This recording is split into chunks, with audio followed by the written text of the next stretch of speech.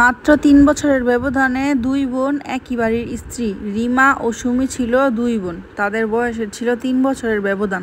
ছোটবেলা থেকেই দুই বোনের মধ্যে খুব মিল ছিল, একে অপরকে ছাড়া কিছুই বুঝতো না। রিমা সবসময় সুমি বড় বোনের দায়িত্ব নিয়েছে, আর সুমিও কখনো রিমাকে ছাড়া একা একা থাকতে পারতো না। তাদের দুই বোনের মধ্যে খুবই মিল ছিল, কিন্তু জীবনের নিয়ম ভিন্ন। বয়স যতই বাড়তে লাগলো, তাদের বিয়ের আলোচনা হতে লাগলো। বাবা মা চেয়েছিল মেয়েদের খুব ভালো পরিবারে বিয়ে হোক।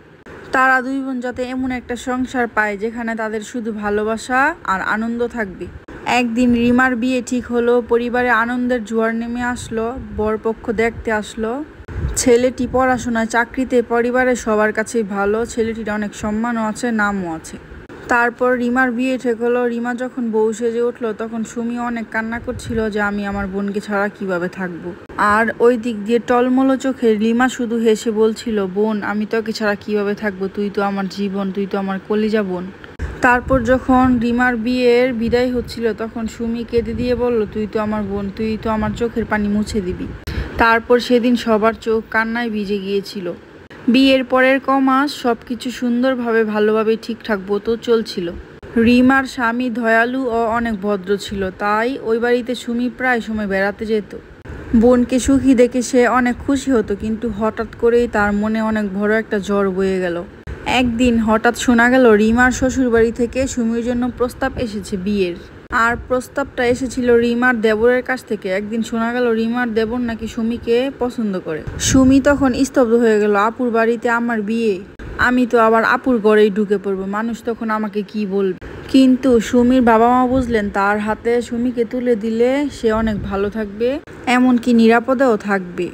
রিমা ও তার ছোট বোনকে বুঝালো, আমরা কেন আলাদা সংসারে থাকবো, আমরা এখন থেকে দুই বোনে একসাথেই এক সংসারেই থাকবো।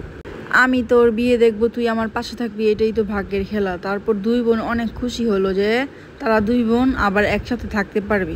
তারপর তার বিয়ে হলো। তারপর থেকে দুই বোন এক বাড়িতেই থাকতে লাগলো। দুই বোনের এক ছাদের তলেই বিয়ে হলো ৩ বছরের ব্যবধানে। দুই বোন একই পরিবারে, দুই ছেলের স্ত্রী। কিন্তু সুখের মধ্যেই হঠাৎ একদিন তাদের ভাঙন ধরলো। সংসারে অনেক জটিলতা, হিংসা, ছোটখাটো বিষয় নিয়ে তাদের মধ্যে ঝগড়া হতো। শাশুড়ি অনেক সময় তুলনা করতেন, রিমা তো এত কিছু পারে, সুমি কেন পারে না। আবার তিনি কখনো বলতেন, সুমি অনেক গুণবতী, রিমা কিছুই পারে না। আবার তিনি কখনো বলতেন, রিমা অনেক গুণবতী, সুমির মধ্যে এমন কিছু নেই। এই তুলনায় দুই বোনের মধ্যে আস্তে আস্তে দূরত্ব তৈরি করলো। আর রিমা সবই বুঝতে পারলো। রিমা শুধু সবকিছু চুপচাপ সহ্য করতে লাগলো। আর ওইখান দিয়ে সুমিও ভেতর ভেতর অনেক কষ্ট পাচ্ছিল। একদিন সুমি হঠাৎ কেঁদে বলল, আপু, আমরা তো দুই বোনে সবসময় একসাথে থাকতে চেয়েছিলাম, তাহলে আমাদের মধ্যে কেন এরকম হচ্ছে। তারপর দুই বোন কান্না করছিল। শেষ পর্যন্ত দুই বোনের মধ্যে মিল হলো। তাই এটাই দাঁড়ালো যে রক্তের বন্ধন কখনো ঠেকে না।